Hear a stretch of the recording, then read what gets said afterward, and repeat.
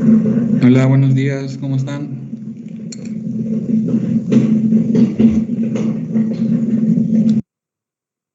Buenos días, profe.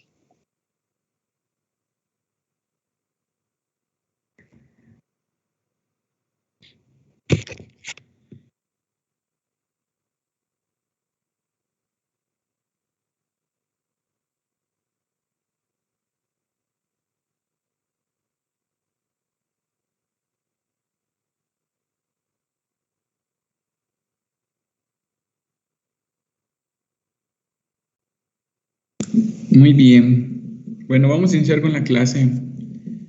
Entonces, ¿ya me pueden decir o explicar cada una de estas propiedades funcionales y darme un ejemplo que haya en la industria o en el mercado? ¿Investigaron?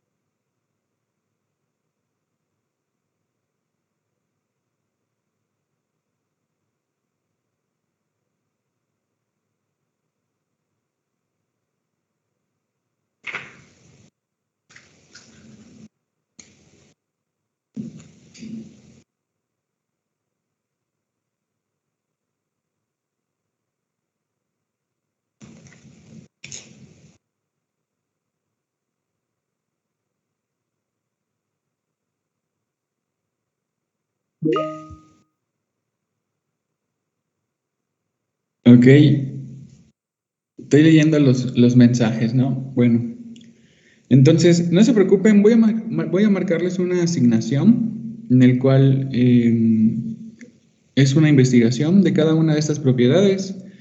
No, con la finalidad de que las investiguen y las repasen, porque es muy importante. En las demás materias van a necesitar conocer el concepto. ¿Por qué? Porque hay muchas, por ejemplo, en las materias de tecnología 1 y tecnología 2 y hasta en microbiología, se tiene que tener estos conceptos mínimos básicos. ¿Por qué? Porque así se pueden, pues la verdad, diseñar algunos productos que no se vayan que no vayan a perecer, ¿no? A pereceder, perdón. Entonces, las propiedades funcionales de algunos alimentos en general, ya dijimos que es el poder edulcorante. ¿Qué es el poder edulcorante? Es poder endulzar, en- es el poder endulzar, ¿no? Aquí la diferencia es que hay poder edulcorante calórico y poder edulcorante no calórico. Entonces, cuando hablamos de no calórico, hay que pensar en todos estos sustitutos de azúcar que hay en el mercado, como puede ser el stevia, el Splenda con stevia y el Splenda, ¿no? Además de que van a aportar una dulzura mucho mayor, que hasta pudiera decir que son hasta de 3 a 10 veces que la sacarosa, que es el azúcar de mesa normal.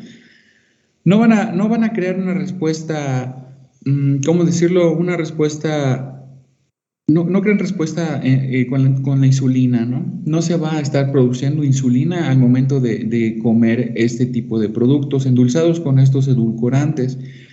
Pasa algo diferente con los que sí son, los que tienen poder edulcorante y además son calóricos, como por ejemplo pudiera ser la sacarosa o algún tipo ¿cómo se dice?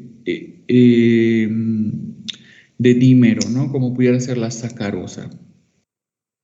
En hidratación, aquí el fundamento que hay que tener claro y el que hay que tener en cuenta más bien es que algunos azúcares pueden absorber agua o pueden absorber humedad. Entonces, en el producto, por ejemplo, las galletas o las barritas estas de fresa y de piña, las barritas marinela, tienen este fundamento. Porque si se fijan, la mermelada que tiene no moja el pan, ¿no? Entonces tenemos un producto entre comillas suave, pero conciso, ¿no? Sí, con consistencia. No tenemos un producto que sea completamente suave o se esté desmoronando, ¿no? Entonces suelen utilizar ciertos tipos de azúcares. para regular este tipo de problemas que pudieran tener algunos alimentos. Entonces, aquí sí es la importancia de conocer qué alimento cristaliza, qué alimento absorbe, qué alimento desorbe. Entonces, si lo aplicamos a la tecnología, si lo aplicamos en fundamento a al proceso de producción de un alimento o el diseño de un alimento, vamos a tener menos problemas que hacerlo a la ligera, ¿no? Emulsionantes, el famosísimo aquí es la maicena, ¿no? Podemos mencionar hasta el agar-agar, ¿no? Que se obtiene a partir de las algas verdes que se encuentran en el mar. Entonces, ya son polisacáridos más complejos, ¿no? Ya vemos en la estructura diferentes ramificaciones que tienen. Estas ramificaciones que tienen la capacidad de retener agua. Entonces, de retener agua y aumentar su tamaño, ¿no? Entonces, normalmente al mezclarlo con diferentes, en este caso, podemos llamarle matriz, con diferentes tipos de productos, estos pueden alcanzar en realidad, ¿cómo decirlo? Una consistencia adecuada, ¿no? Como por ejemplo es en el diseño de algunas salsas para ensaladas, ¿no? En cuestión de la industria del chocolate, aquí pasa algo muy esto de interesante, ¿no? No con cualquier azúcar se puede azucarar un chocolate. ¿Qué es lo que pasa? Si tiene el azúcar la capacidad de cristalizar a baja temperatura, como casi todos los componentes que tiene la miel, ¿qué es lo que pasa con el producto final que ya es la barra de chocolate? Pues esta empieza pues principalmente se separan sus componentes, ¿no? Pudiéramos ver hasta gránulos de azúcar encima o en la corteza del chocolate cuando no debería ser así. Entonces, en realidad hay una línea de investigación muy fuerte sobre el chocolate, en el cual se han dedicado a estudiar parámetros, qué lípidos favorecen, si solamente es suficiente con la manteca de cacao, o se tiene que adicionar algún otro tipo de emulsionante, o se tiene que, para endulzarlos, qué tipos de azúcar en específico se pueden utilizar y para cada tipo de chocolate, ¿no? Entonces, hablando de chocolates, hay muchísima investigación, ¿no? Estabilizadores son muy similares a los emulsionantes, sin embargo, aquí la diferencia es que normalmente también usamos polisacáridos, ¿no? Como por ejemplo, pudieran ser las gelatinas y también pudiéramos volver a utilizar el agar-agar. Hoy en día está de moda en el mercado los productos que no tienen relación con los animales, ¿no? Que prometen ser completamente veganos y la otra, y siempre que es un producto vegano, va de la mano que es orgánico, ¿no? Vamos a ver cuáles son las diferencias de esas terminologías que se usan en la industria, que son meramente mercadotécnicas, ¿no? ¿Qué es lo que pasa cuando un sector de la población quiere dejar de comer cualquier producto derivado de los animales, ¿no? Pues se crea un nicho y hay una oportunidad para desarrollar nuevos alimentos para poder satisfacer esas necesidades.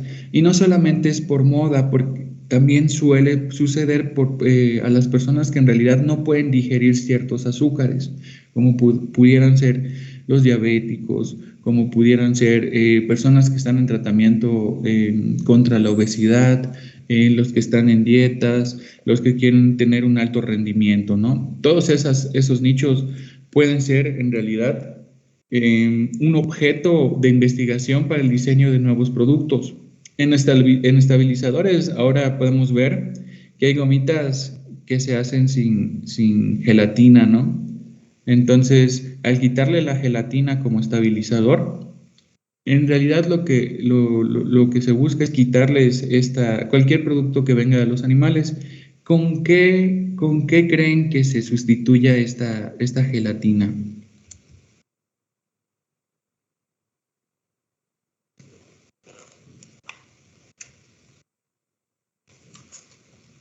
¿Con alguna rama de la fruta? Con alguna, ¿me lo puedes repetir? ¿Podría ser con alguna enzima de una fruta? Ok, con alguna enzima. ¿Qué es lo que pasa con las enzimas, no? Las enzimas, por excelencia, son conocidas por tener actividad catalítica, ¿no? Entonces, las enzimas en realidad, ya vieron, no sé si ya lo han visto, pero tienen, creo que son 6 grandes clasificaciones: hidrolasas, liasas, ligasas, etc., ¿no? Al agregarle, si le agregáramos al líquido que queremos gelificar enzimas, probablemente si hubiera un componente que se pudiera gelificar al tener al tener una actividad con una enzima, sí se pudiera alcanzar, ¿no? Pero en este caso normalmente solo son saborizantes, azúcares que quieren estar, y también esto de algunos tipos de aditivos, otros aditivos que se quieren, pues en realidad formar, tener esta textura de una gomita. Imagínense las gomitas, las panditas, ¿no?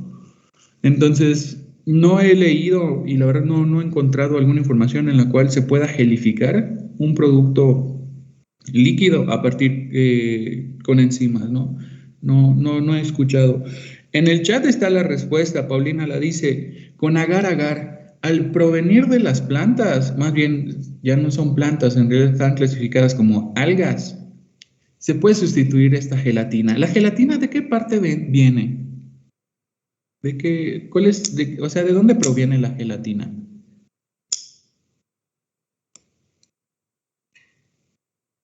¿Alguien sabe? De la Es algo grenetina. que tiene que ver con los huesos de los animales, ¿no? Ok. Huesos de animales. ¿Quién más iba a decir? Casi no lo escuché. Ah, perdón, de la Por- grenetina, profe. Creo que de es la lo mismo. también de la grenetina. Ok, está relacionado, Baruch. ¿De dónde viene la grenetina?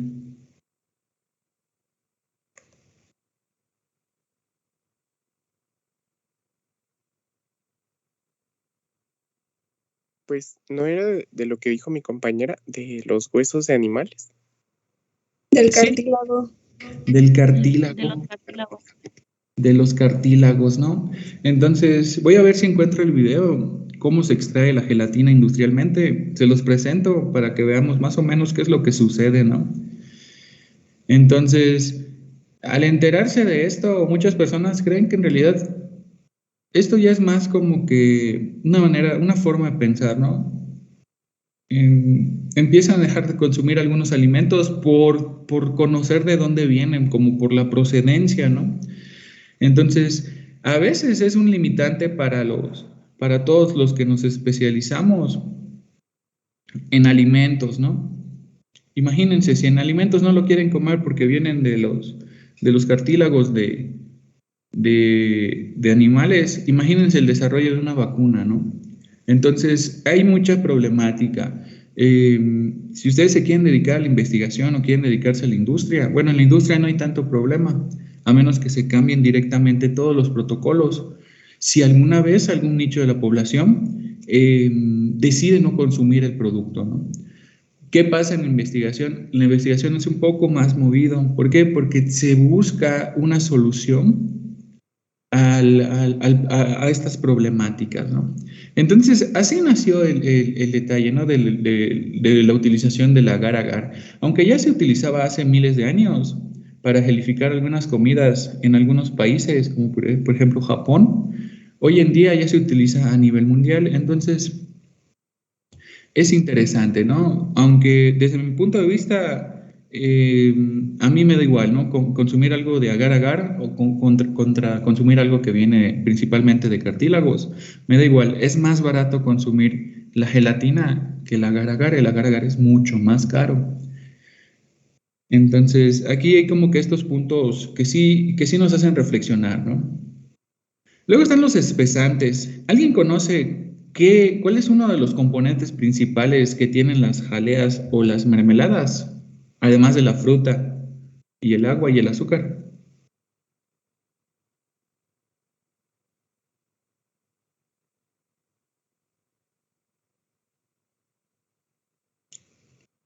Les doy una pista, lo tienen casi todas las frutas en su pared celular. ¿Es la pectina, profe? Muy bien, es la pectina. Excelente. Es la pectina. Y la pectina también es un carbohidrato. Entonces, se necesita pectina, por ejemplo, para gelificar ciertos alimentos, ¿no? Como son las gelatinas, las jaleas y las mermeladas. Entonces, hay muchas utilidades que se les puede dar a cada uno de estos, a los carbohidratos en general, ¿no?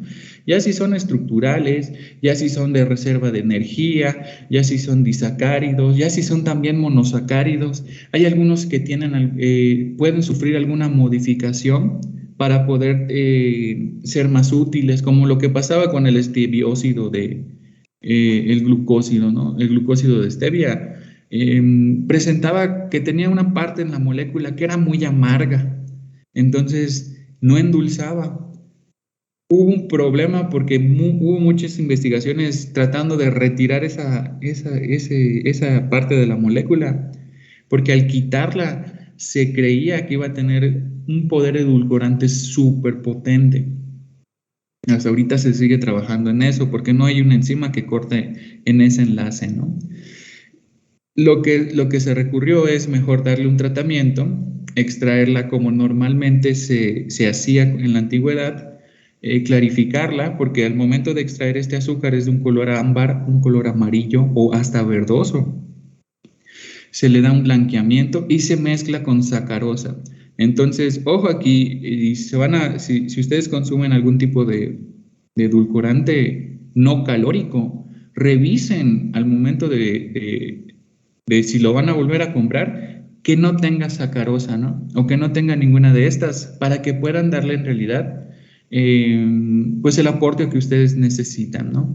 Si esto no les afecta o no están en plan de perder, por ejemplo, de seguir un régimen nutricional, no habría problema, pero hay algunos productos en el mercado que no cumplen con lo que dice su etiqueta. Entonces, si llegan hasta análisis de alimentos, probablemente si yo la vuelvo a dar, esa materia, vamos a hacer esto de pruebas se llaman análisis proximales, para poder determinar si en realidad un producto cumple con las especificaciones de la etiqueta. Con los análisis proximales vamos a poder en realidad saber cuáles son los contenidos nutricionales de cada alimento. Entonces se va poniendo interesante, ¿no? Ahorita hay que enfocarnos primero en la teoría, en las bases, para que conforme vayan avanzando se vayan especializando más.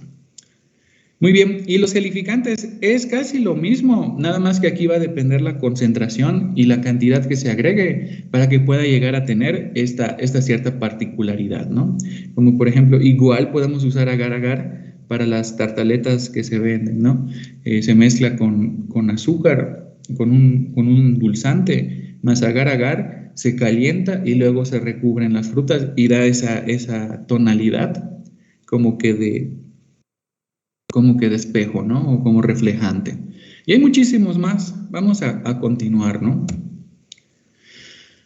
Aquí hay algo muy interesante y hay algo que se debe tener en cuenta.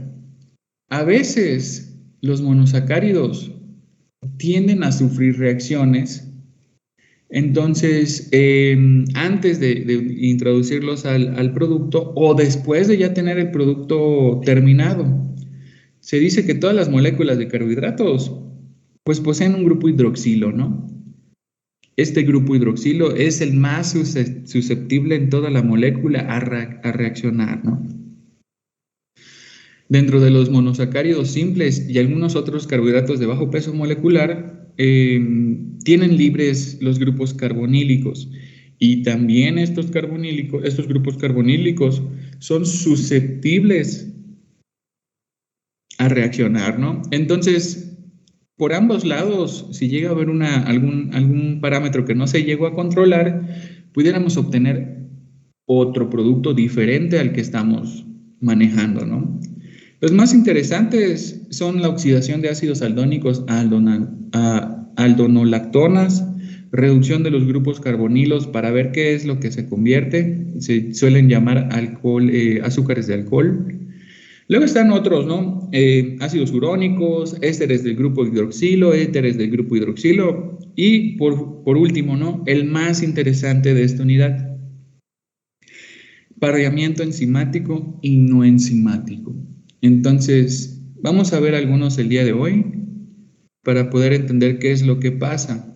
Cuando nosotros hablamos de oxidación de ácidos aldónicos o aldonolactonas, pues en realidad a veces podemos pensar en que es una desventaja. Sin embargo, hay quienes han trabajado en esta particularidad que tienen los carbohidratos y han podido hasta diseñar una metodología para poder cuantificar qué tipo de carbohidrato hay en cierta muestra, ¿no? ¿Alguien ha realizado esta muestra, este tipo de metodología? ¿Alguien la conoce?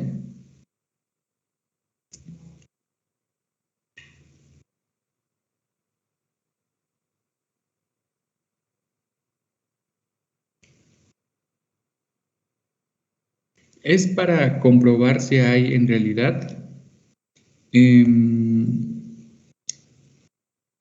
es la práctica que se utiliza para determinar azúcares reductores y no reductores. Entonces, es interesante porque aquí les voy a ir leyendo lo que dice la diapositiva. Las aldosas son fácilmente oxidadas a ácidos aldónicos, ¿no? Entonces, se realiza una reacción que se utiliza principalmente para tener una cuantificación de azúcares, ¿no? El valor que nos arroja o la data o la información va a ser cuantitativa. Se utiliza el reactivo Fehling. El reactivo Fehling en realidad no es más que una solución de cobre con aldehído, ¿no? Entonces, al momento de mezclarlo con la solución de azúcares, tienden a precipitar. Se tiene que homogenizar, se mezcla y dice, el reactivo Fehling va a precipitar como óxido de cobre. Entonces, al convertirse en óxido de cobre, pues va a haber un cambio de coloración, en realidad va a haber un cambio de color azul a color rojo. Entonces, ¿qué es lo que le está pasando al cobre? Se está reduciendo.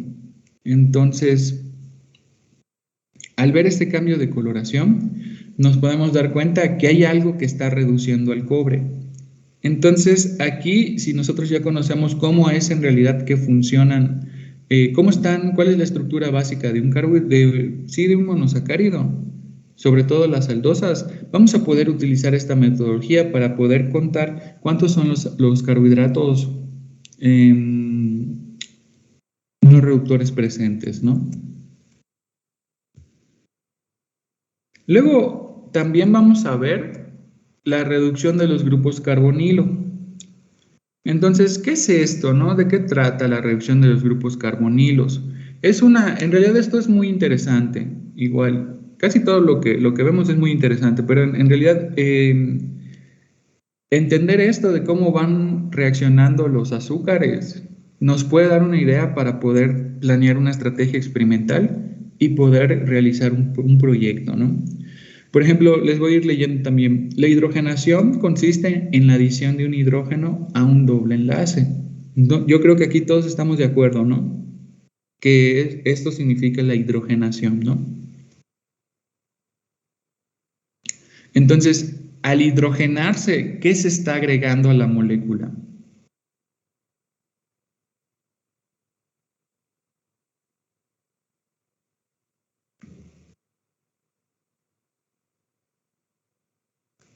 Hidrógeno.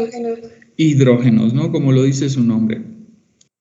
Si aplicamos una hidrogenación a los carbohidratos, casi en la mayor parte de los casos, el hidrógeno se va a adicionar al doble enlace entre el átomo de oxígeno y el átomo de carbono del grupo carbonilo de la aldosa o del grupo carbonilo de la cetosa, ¿no?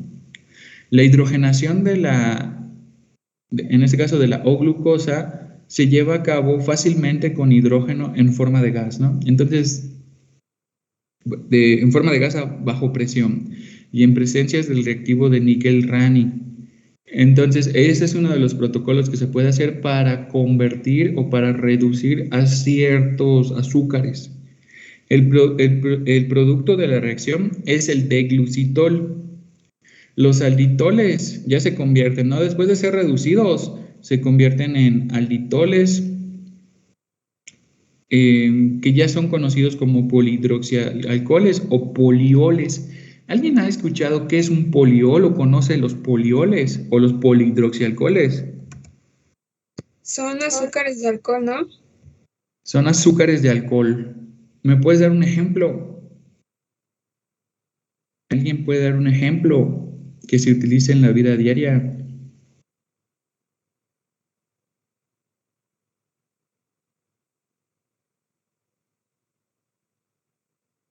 Pues no sé si estamos hablando de los chocolates.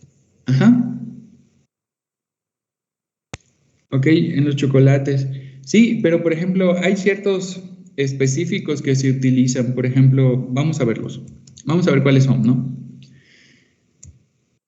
Cuando se reduce la D-glucosa o la dextrosa, ahí tenemos una imagen, ¿no? La D-glucosa se reduce y se le agrega un hidrógeno, ¿no? Ya deja de llamarse D-glucosa, se convierte en glucitol o también conocido como sorbitol. ¿Han escuchado este compuesto, el sorbitol?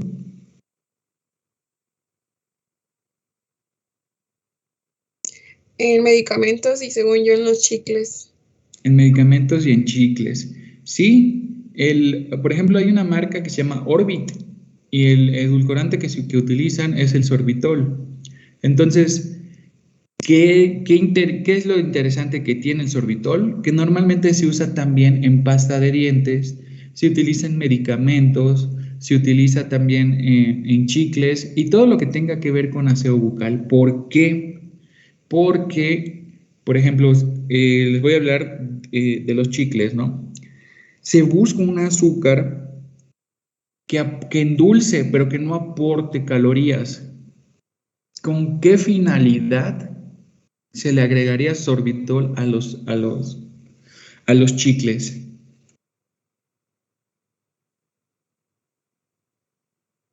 ¿Cuál sería la finalidad de agregarle sorbitol y no sacarosa a los chicles?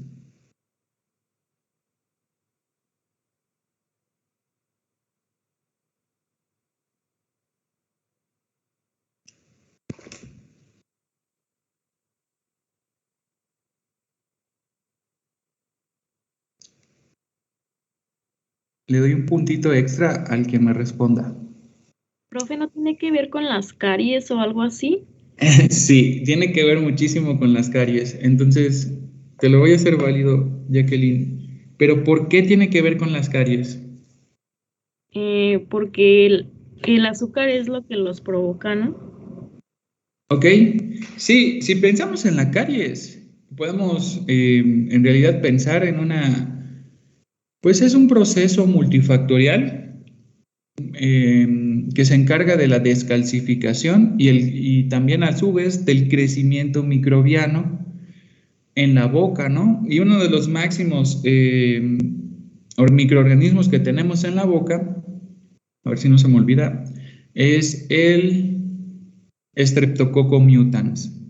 Este se encarga de agarrar azúcares, utilizarlos como energía y acidificar el medio.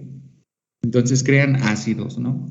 Estos ácidos a su vez reaccionan con el calcio, el fósforo que se tienen en los dientes, dañando esa estructura y empezando a formar cavidades, ¿no? O empezando a formar estas famosísimas caries, ¿no?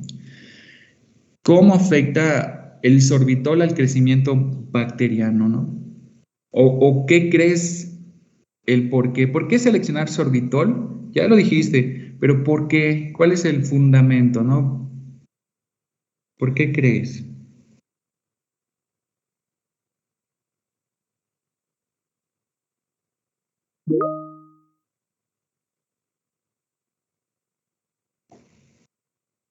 ¿En qué estará?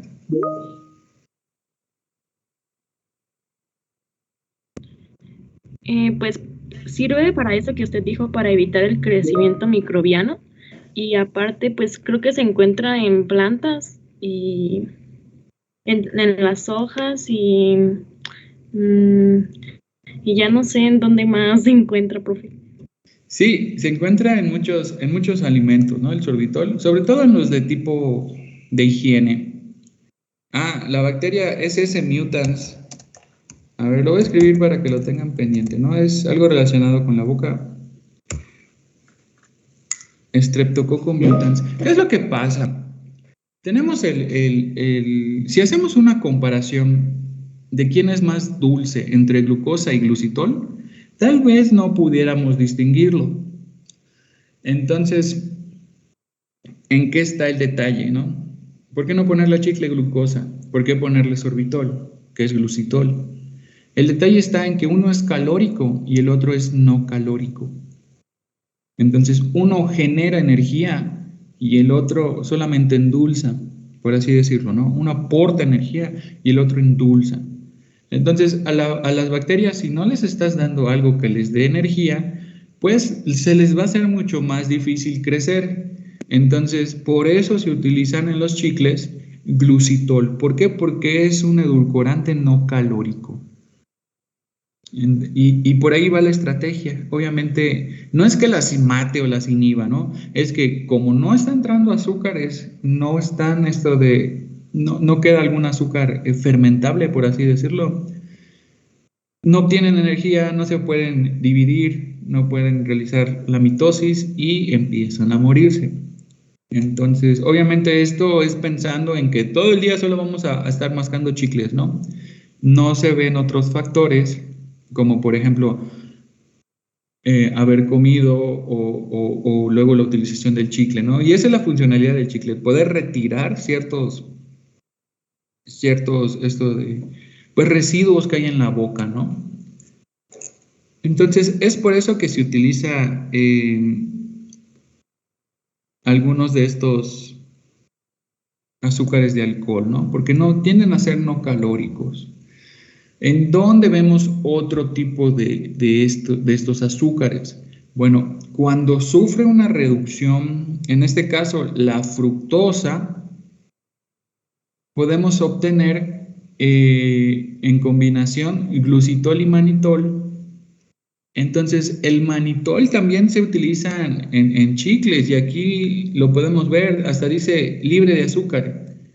¿Cómo es que en realidad estos chicles tienen cierto dulzor? Es por estos tipos de compuestos que al ser carbohidratos, mediante una reducción, solo por cambiar un hidrógeno, cambia completamente en realidad el contenido energético, ¿no? ¿Cómo es que no los reconocen? Y aquí algo muy interesante que les voy a dejar de tarea, pero no, es investigar qué es lo que pasa en la estructura que los vuelve no calóricos. Si solamente es el cambio en el hidrógeno, es decir, la hidrogenación, ¿cómo es que entrarían en esta ruta de la glucólisis, ¿no? ¿Hasta dónde llegarían o cuál es el producto final, ¿no? Porque si nosotros metemos a la glucólisis una glucosa, pues ya sabemos que el producto final van a ser 2 moléculas de piruvato, ¿no? Pero ¿qué pasará en este caso, con el glucitol? Está interesante, yo creo que sí, si les llama la atención, lo van a investigar. Y la próxima clase, si alguien quiere explicarlo, estaría genial, ¿no? Muy bien, ¿preguntas hasta aquí? ¿Alguna? No, profe. No. Vamos a ver el último compuesto que es proveniente de la xilosa. Ahorita hay muchos productos en el mercado en el cual se basan en la reducción, ¿no? de carbohidratos, de los monosacáridos. Entonces, ahora ya se están vendiendo muchos productos en los cuales tienen este poder edulcorante, pero no generan estas calorías, ¿no? Entonces, Si ustedes quieren llegar a seguir una dieta baja en carbohidratos, les recomiendo identificar estos tipos de productos. Ojo, es desde mi punto de vista. ¿Por qué? Porque hay tengo otros compañeros, no del TEC, no de este TEC, del otro TEC, en los cuales dicen que en realidad es peligroso consumir estos tipos de productos. Pero pues hasta el momento no hay una verdad tan cierta, ¿no? Entonces todavía hace falta pues algunas pruebas para poder decir que si son completamente saludables o son dañinas, aunque ciertas organizaciones ya las han aceptado y han hasta dado la ingesta diaria recomendada. Esto no los absuelve de que sean completamente seguros, ¿no? Muy bien. Por mi parte sería todo. No sé si alguien más tiene alguna pregunta, alguna duda, algún comentario al respecto. Profe, ¿qué dijo que teníamos que investigar sobre el glucitol? Ok. Sí, por ejemplo, es sencillo. ¿Qué es lo que tienen que investigar? A ver. Es, por ejemplo, que comparen cómo entran a la glucólisis y cuál es todo el procedimiento hasta el producto final de la glucosa. Yo sé que ustedes ya lo conocen. Las 7 diferentes enzimas, las 7 diferentes modificaciones que tienen. Pero, ¿qué pasa con el glucitol? Que lo comparen. Glucosa y glucitol en la ruta de la glucólisis. ¿Hasta dónde llega? Si se llega en piruvato, si se sale antes del sistema, si las enzimas ya no lo reconocen y sigue en el torrente sanguíneo y sigue su camino. Quiero que investiguen qué es lo que le pasa al glucitol al momento de entrar a la ruta de la glucólisis, ¿no?